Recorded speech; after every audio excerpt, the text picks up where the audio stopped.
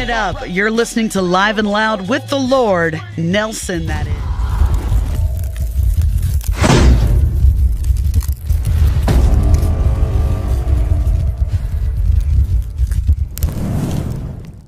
How to spot the narcissist instantly. Oh, how you empaths desire the capability to spot the narcissist instantly, having some kind of inbuilt narc vision which would enable you to spot and evade us from the very beginning. How much easier your lives would be. No longer would the addiction that you have to the narcissist by reason of being an empath cause you such difficulties. You would spot and evade. You would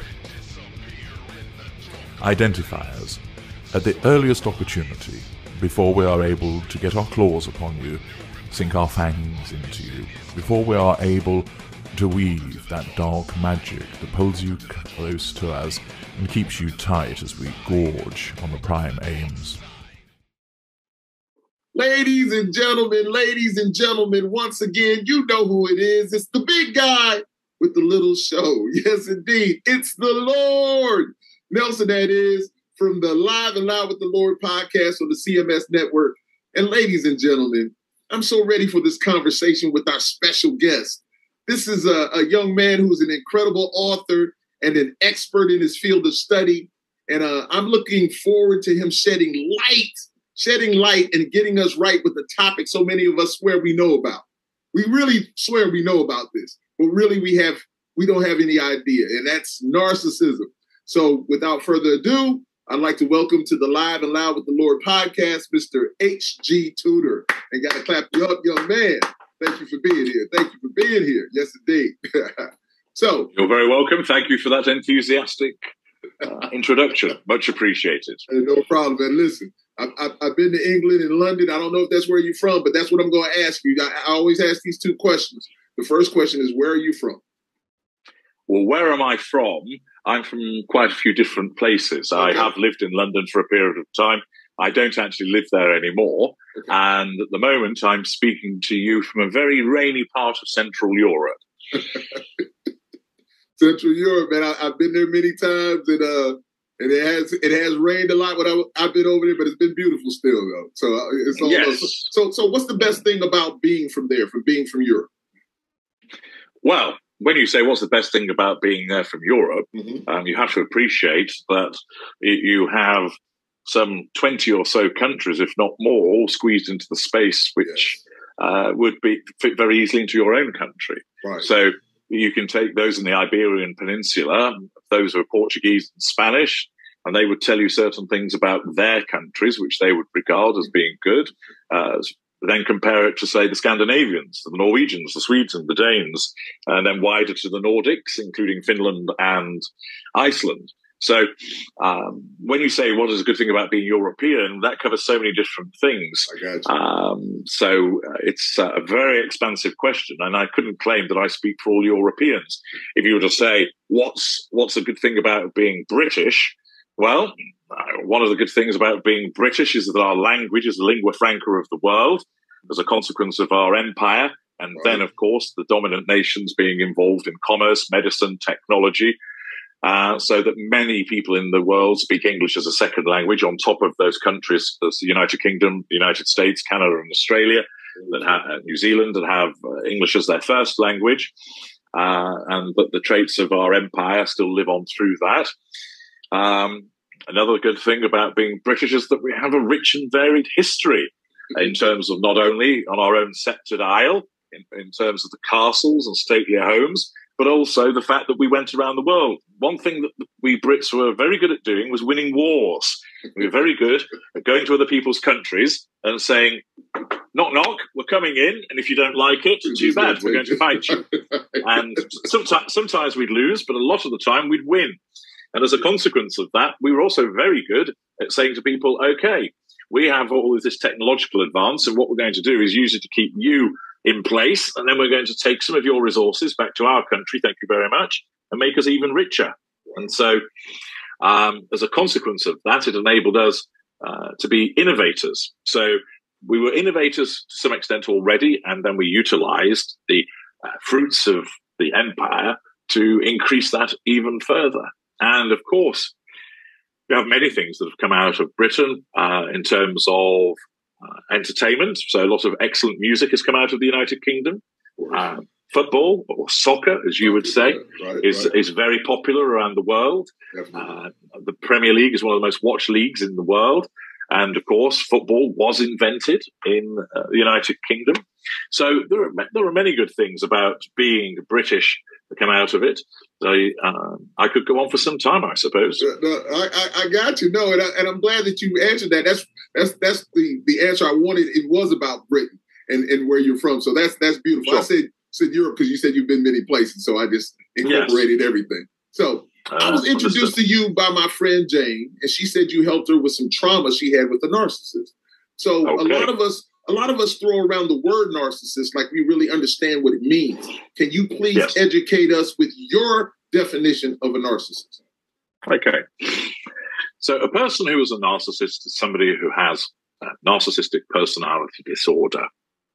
And that means that they cross a particular threshold in terms of certain behaviors, such as acting with a sense of entitlement, having no emotional empathy, acting without accountability, having grandiose behaviors, being haughty, being dismissive, exhibiting magical thinking, engaging in certain manipulative behaviors, having no or poor boundary recognition, and showing various aspects of the narcissistic dynamic. And different types of narcissists score more highly with regard to some of those categories that I've explained, but they all get over a particular threshold. Now, of course, the DSM details the specific traits that it refers to in terms of what is a narcissist. And that, as a cluster B personality disorder, of course, covers the things that I've mentioned essentially there. Talking about a grandiose sense of self-importance, preoccupied with fantasies of unlimited success, believing that they're special, requires excessive admiration, is interpersonally exploitative, and so on and so forth. And those various facets are covered in what I've talked about. But what I do it is to define it in a way that ensures that the different types of narcissist are covered, because the traditional view of a narcissist is basically a man who's in love with himself. He's always looking in the mirror, kissing his guns, running around chasing women, talking about, he makes X amount of bank and, he's the best at this and the best at that. That's just one type of narcissist that exists. The important thing is to recognize those traits, and they can appear, they can manifest in lots of different ways. Now, at the heart of it, a person who is a narcissist, the bulk of narcissists are unaware. And they are unaware that they are a narcissist, and they are unaware that they pursue what's known as the prime aims. The prime aims are 1, control, 2, fuel, 3, character traits, 4, residual benefits. And whenever it comes to an interaction with another human being, the narcissist must pursue at least 1, if not all 4 of those things. So let's take, for example, my conversation with you today. Okay? I don't suspend my narcissism as I'm talking to you, but I'm aware of it because I'm an aware narcissist. But let's assume for a moment that I wasn't. And in the conversation I'm having with you, I would have to assert control over you. Now, that's pretty easy because you've said, HG, I'd like to interview you, come on my show. You're interested in what I have to say. You're listening patiently, asking respectful questions. So there's no issue with control, but I have to have it. I also gain fuel from you. When you nod, when I say something, when you react to something, if you laugh or you compliment me, you're providing me with positive fuel. So that's all good as well. So I'm gaining those 2 things from you. I might not be gaining any character traits from you, but you might talk about something that I wasn't aware of, and I might then take that for myself and pass it off as my own experience in a conversation with somebody else. Then finally, there's the residual benefit.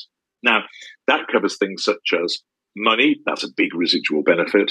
Facade management, access to networks, pleasure, lots of different things. Here, part of why I do these interviews and why I do all my YouTube videos, blog articles is to extend my legacy.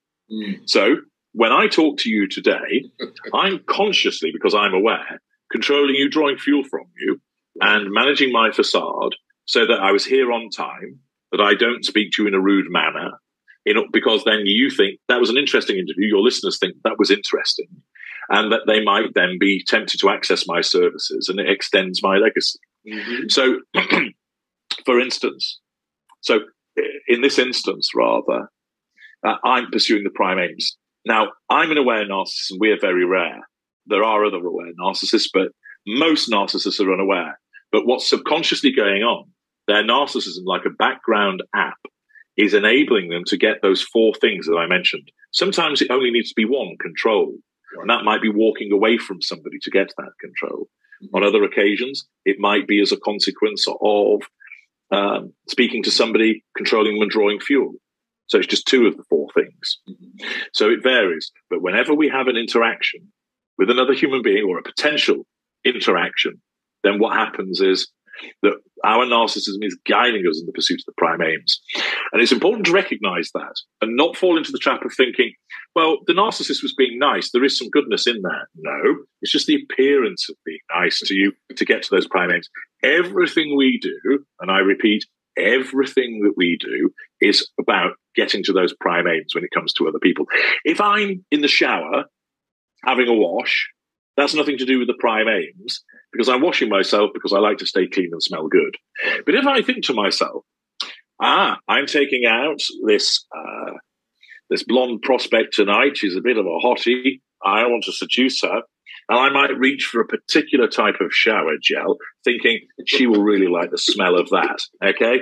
So I'm going to go and get that particular shower gel. There, the prime aims are applicable. Why? Because I'm thinking about an interaction with somebody else. So my narcissism guides me to take the steps to think about how I might control her by choosing perhaps a particular smell. I might know, for instance, that this particular lady really loves the smell of sandalwood.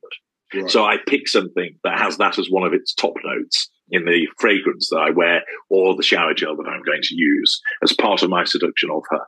So when I'm just washing myself, that's nothing to do with prime aims. It's about me. But if I'm thinking to myself, I need to be clean and smell good because I'm going to try and seduce this lady on a date tonight, boom, the prime aims are applicable. If I pour myself a drink of water because I'm thirsty, that's nothing to do with the prime aims. But if my girlfriend comes in and she's been out for a jog and she's perspiring and she looks thirsty, when I pour her a drink, that isn't me being nice. That's the appearance of being nice in order to control her by triangulating her in a benign fashion with the drink that I'm pouring for her. Alternatively, if she's painted black, I might stand there and glug that bottle of Voss to myself so she's left there thirsty and gets upset. And therefore, I have malignly triangulated her with the water. Right. You're controlling it also in a sense. It's plots and schemes, man. It's plots and schemes. That's all. Well, it is, and remember, for the majority of narcissists, they don't know what they are, and they don't realize that's why they're doing it. Yes, they know they're chatting somebody up, but they don't know that they're doing it for the prime aims. Yes, they know that they've made a nasty remark to somebody or that they're giving them the cold shoulder, but they don't truly know why they're doing it. Their narcissism makes them believe they're doing it for a different reason. I think that you're going to open a lot of minds, and I really wanted to talk to you because I was just like, who knows? Just like you said, some people maybe narcissists don't even know it, man. That's very, very interesting. So in your bio, It says, Mr. Tudor writes from his own perspective as a narcissist psychopath. Are these your words or someone else's? And if they are your words, would you be so kind and explain really what this means? They are my words. And so the way that my psychopathy and my narcissism have developed is to give me insight into understanding not only me, but also understanding others of my kind so that I can then relay that information to people such as yourself, your viewers and listeners. So that level of insight allows me to explain the inner workings of my kind's behavior and mind, to give you a look under the hood so that you fully understand why. Now, some people say to me, HG, aren't your fellow narcissists annoyed with you for giving the game away? And I go, well, no, because most of them don't know what they are. So they're not going to be annoyed with me. And those, of course, that are like me and are aware, they're not accessing my work. They don't need to. So there isn't a narc club where we all get together on the third Friday of every month, and they haul me up in front of the Grand Committee of Narcissists and say, "Mr. Tudor, you are hereby charged with sharing the intimate secrets of this club." Right. That doesn't happen. I do this for my own purposes, like everything I do. Yeah. Now, sometimes when I do things, other people benefit from it. So in the same way, where I say these things, all of the videos that I put out there, which I provide free of charge, educate millions of people about narcissism. Right. So people will say, well, that's a good thing. But I thought narcissists are horrible people. Well, no. We are invariably horrible to some people, but some narcissists create great good in the world, but we only do it because it suits us. Right. So, for instance, take Steve Jobs. As I'm talking to you on one of his devices that he was instrumental in creating, and many of us own around the world. Yes. Yeah. And many people would say those devices are really useful, they're helpful. So, and Steve Jobs has never personally caused a problem for me, but if you were to ask the mother of his child and his daughter what they think of him, or when he shafted Steve Wozniak out of a bonus at Atari, and the other people that he had to deal with, the former head of Pepsi-Cola, they would have a different view of his behavior. Indeed. So, so you are known as the world-renowned authority on narcissism. So please give my watchers and listeners some insight on how you began this amazing journey into the studies of narcissism. Okay. I've always known that I'm different, and I've always known that I'm set apart and superior to people, and I always understood a lot about the way that I behaved, but I didn't necessarily have a label for it. So I knew that I manipulated people. I knew that people's reactions made me feel powerful, which is my response to what I call fuel. When other people do things for the narcissist, it fuels us, good or bad. So if somebody says, HG, your work is absolutely brilliant, that's some fuel. If somebody cries because I've insulted what they're wearing, that fuels me as well. Right. So positive or negative. And I often say, love me or hate me, but never ignore me. So we need that validation from people. Right. So I've always known a lot about my inner workings. And then as a consequence of some observations, there's a graduate girlfriend of mine who was involved in psychology. She took me to one side in a non-judgmental way, said, HG, I believe you're both narcissist and psychopath. And I said, how fascinating. Do tell me more. So she explained. And as I sat there, it resonated with me what she was saying. Of course, I didn't admit it to her, because if I did, that would give her power over me. Right. So I'm not going to transfer my power to her. But I said to her, well, that was absolutely fascinating. Thank you for sharing with me your thoughts and observations. Must go, have something important to do. Right. And away I went. And I went and read more about it, and it resonated with me. Now, you see, because of the way that my psychopathy and narcissism works, I am able to understand and accept what I am.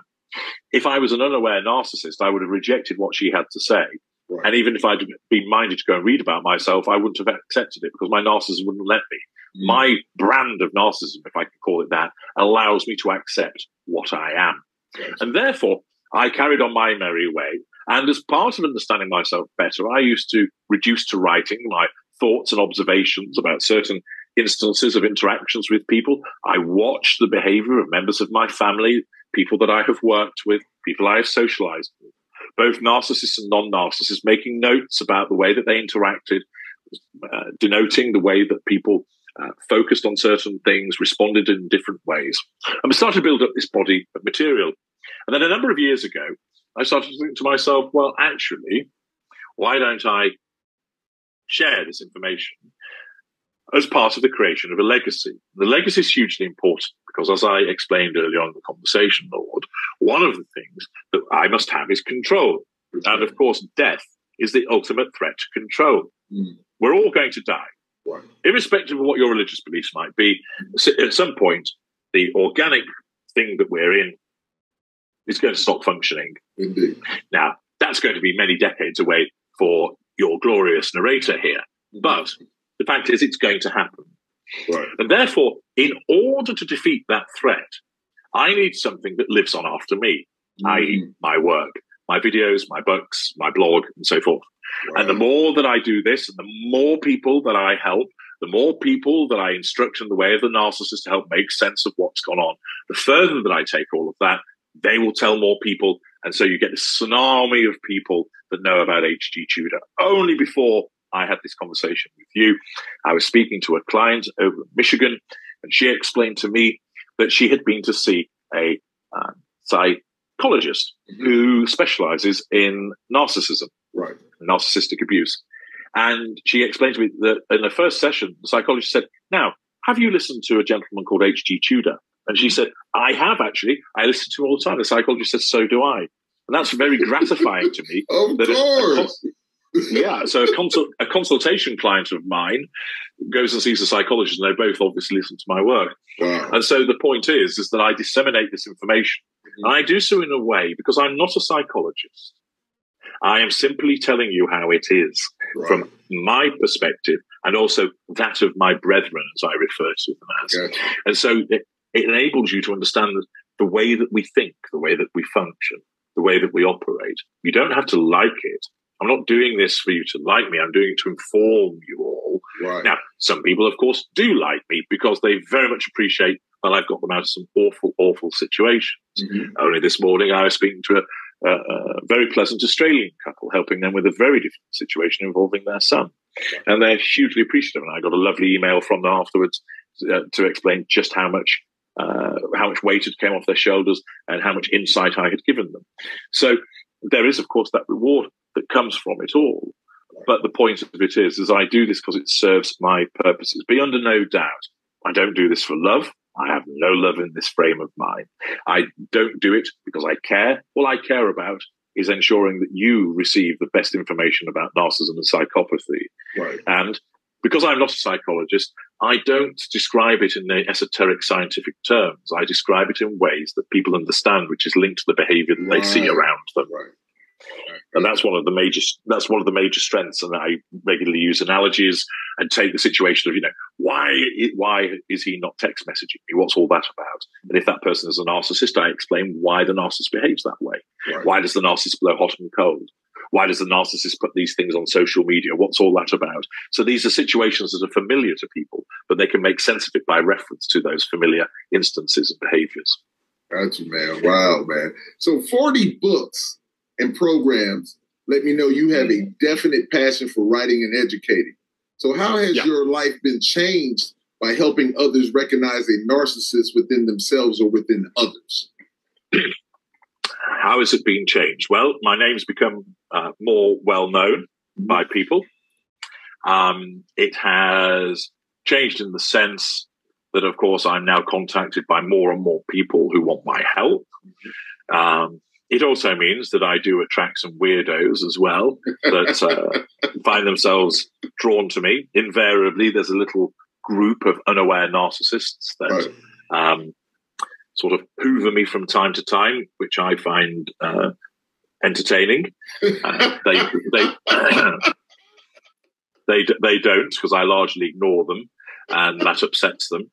So it causes them to scurry away to a little corner of the internet and make up some nonsense about me by suggesting that I'm people that I'm not. Right. And but it's enabled me, of course, the core principles that I've always written about and spoken about have always been there.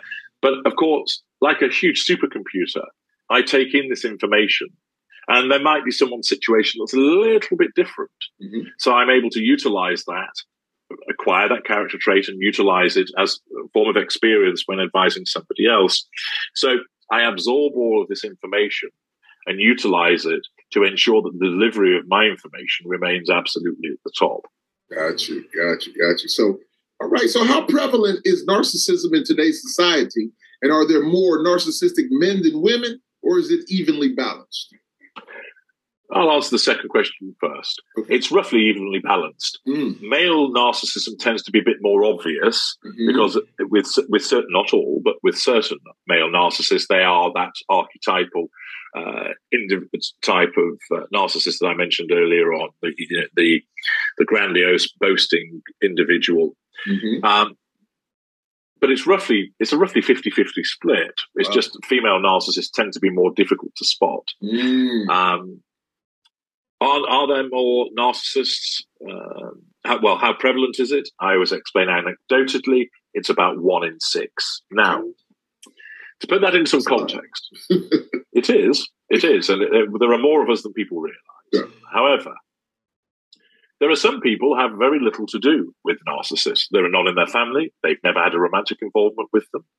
They don't really have it. They haven't any in their social group. They might have somebody at work, but they don't really have much to do with them. They could have been served by a narcissist when they bought a hot dog on the street corner, but they wouldn't really know it. Right. Their leader of their country is probably a narcissist, but they don't really have any personal involvement with that person. So that individual has very little to do with narcissists. And then there are other people who have them everywhere. That every single relationship has been with a narcissist. They've got them in their family. They're in their social group. They surround them. They have them at work. And it follows, of course, that if some people have very few, other people are going to have more than their fair share. Right. So, and of course, what tends to happen, Lord, is that people, when they start to understand about narcissism, and they are the type of individual that attracts narcissists, they start to see narcissists left, right, and centre. Yeah. And they often say, that can't, they often say, well, HG, that can't be right. That can't be right. I'm seeing all of these narcissists. And I go, well, no. Sometimes it's because your emotional thinking causes you to see narcissists everywhere when it's actually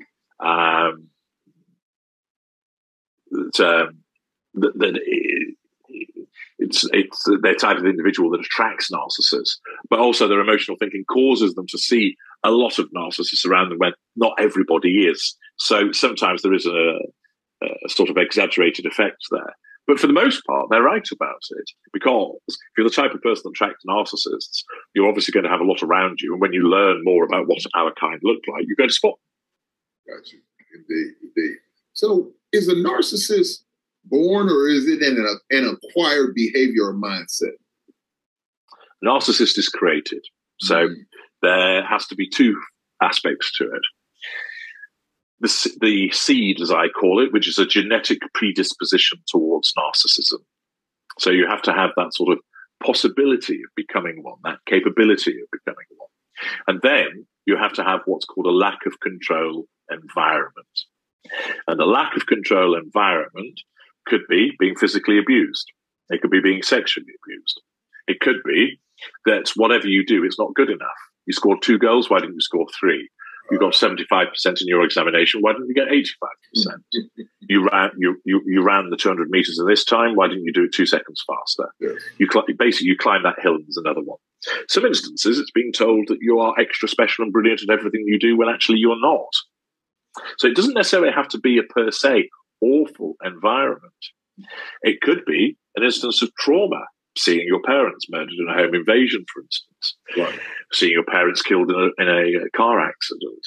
So you have to have the seed, the genetic predisposition, and that must be allied with the lack of control environment. And so some people find themselves in a lack of control environment, but there's no genetic predisposition. Therefore, they don't become a narcissist. Okay. Some people have the genetic predisposition, but they don't have the lack of control environment. They don't become a narcissist. And then some people have both. And thus they become a narcissist. And the narcissism is basically a form of coping mechanism, which says you have found yourself in an environment and you were susceptible to this environment where basically you didn't know how to cope. And so the narcissist comes along and says, we will cope for you. And it's very good at doing that. The problem is it creates problems for everybody else. Hey, man. I'm loving this, man. You're truly educated right now, man. And I've enjoyed every single bit of it. So good. Christian Bale in the movie American Psycho is what many see as, you spoke about it a little bit before, as being the epitome of a narcissist. Is this a close representation of a narcissist, or does its character just fall into a category of many different types? Well, what you've always got to remember is that when you're dealing with any representation on screen, you are dealing with a television portrayal. Right. Okay.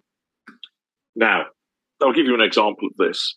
The name of the film escapes me, but Jason Bateman was in it, and a female comedian whose face I can picture, but I can't quite name her. That doesn't matter, really, as to who's in it. But she plays a character who defrauds people. She engages in identity theft. I think that might be the name of the film. And so I think it's Melissa McCarthy. And so what she does is she steals people's identities and then runs off incurring huge expenditure on their credit cards and bank cards. Right. So she goes to a bar, she buys loads of drinks for everybody, she's really popular, she's whooping it up. She then goes on a spending spree. And she does this without due regard for who this is hurting, who this is affecting. Anyway, Bateman's character catches up with her and she goes to prison, but then there's a sort of a redemption that she realizes the error of her ways. Now, initially, she fits with being a narcissist. Why? She acts with a rampant sense of entitlement to take other people's money. She has no emotional empathy for how they're affected by it. She shows grandiose behaviors because she's a show-off. She exaggerates her levels of success. She has a preoccupation with being wealthy, but won't work for it, which is both magical thinking and a lack of accountability. She shows a range of narcissistic manipulations in the behavior that she engages in.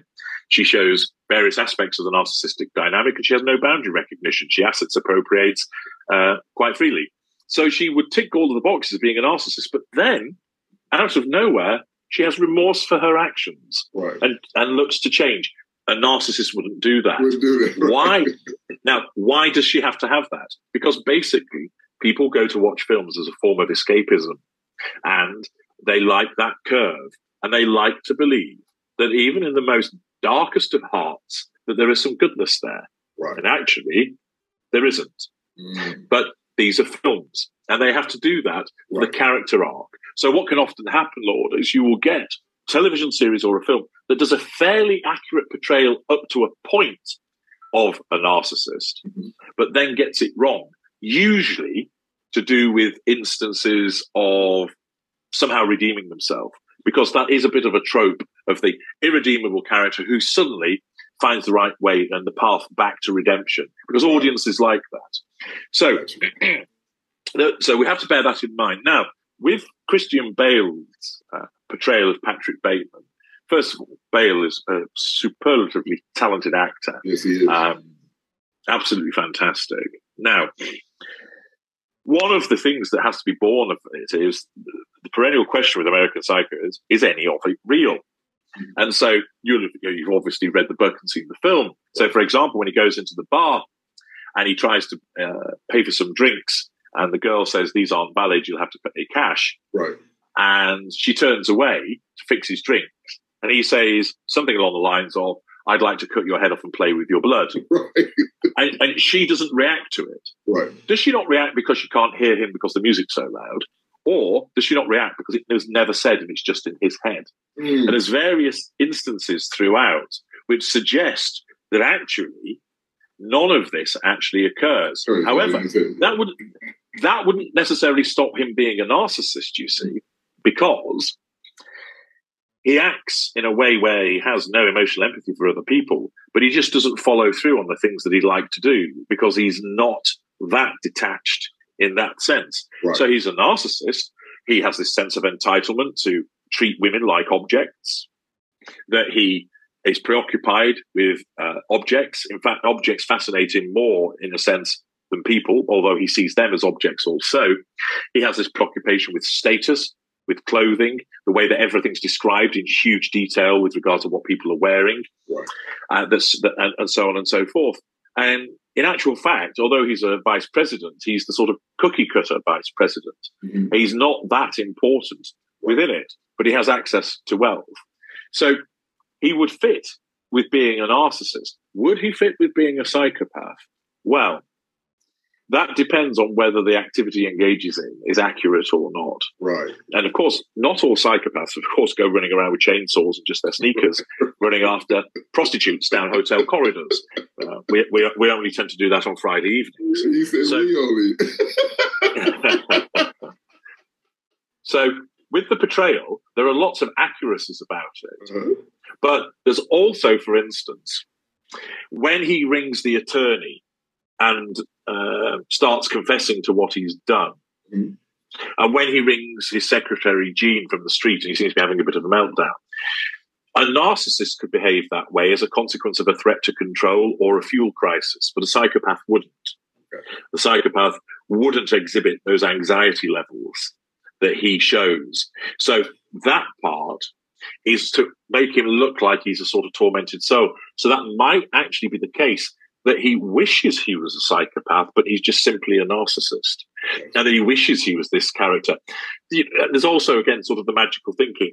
You recall afterwards when the police, and he's having a shootout with the police, and he fires the gun, and it blows the cop car up. Right. And then he looks at the gun as if to go, did that really happen?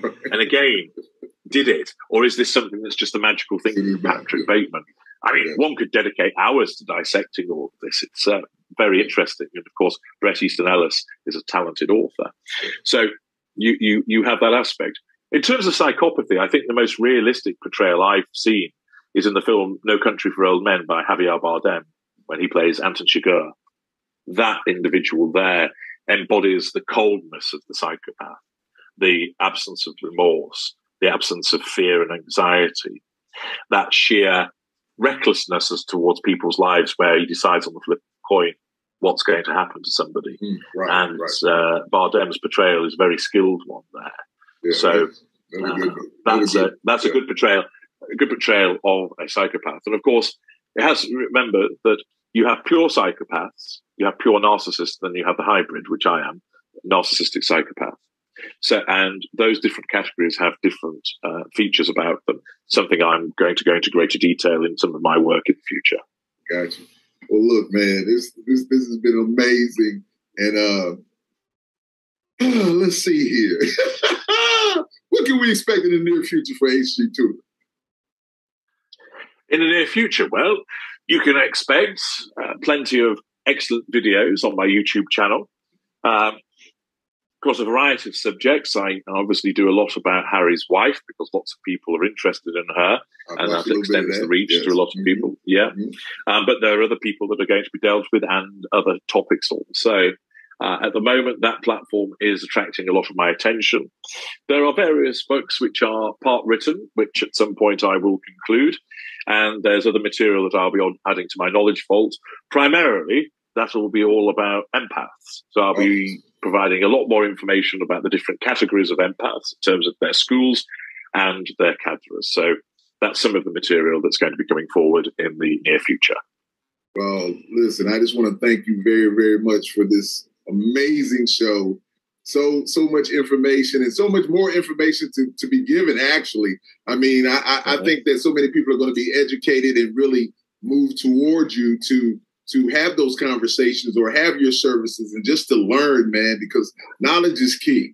And I think this has truly been amazing. I've enjoyed it. I was looking forward to it, to be honest with you. I was really looking forward to it. And so I thank you once again. I thank Jane. I'll truly let her know that, we had this conversation. And just once again, man, I really appreciate you. Thank you very, very much for taking the time out of your busy schedule to spend some time with me. And anytime that you want to come back and talk about anything, you're welcome. You're home. Come put your feet up. You'll be in control. Absolutely. Absolutely. I love it. Yes, indeed. Yes, indeed. But thank you. It's kind of you to extend that invitation. I look forward to taking you up on that. Yes, sir. Hey, please do. So, ladies and gentlemen, once again, it is yours truly, the Lord Nelson, that is, from the podcast Live and Loud with the Lord on the CMS Network with Mr. HG Tudor. Yeah. Thank you so much, young man. I really appreciate you. Thank you. All right. Take care. We'll talk to you soon. Hello, I'm HG Tudor. Keen students of my work know that I categorize narcissists into schools and cadres. The schools range from the lower lesser all the way up to and including the ultra. The subschools of narcissists have certain similarities. For instance, none of us have emotional empathy, and we all manipulate. There are also significant differences and variations on a theme. For instance, some narcissists operate with a facade, but the nature of that facade varies from an intermittent one, a facade of helplessness, a facade of helpfulness, a facade of superiority. The nature of the manipulations varies between the different subschools. Some subschools have a limited manipulative palette. Others have a more extensive one. Some narcissists are wholly aggressive. Others are a mixture of both aggressive and passive-aggressive, and yet others again are mainly or exclusively passive-aggressive in those behaviours. My categorization to the schools has been done to enable you to understand more of the behaviours of the narcissists, so that you can fine-tune your own research through my various videos.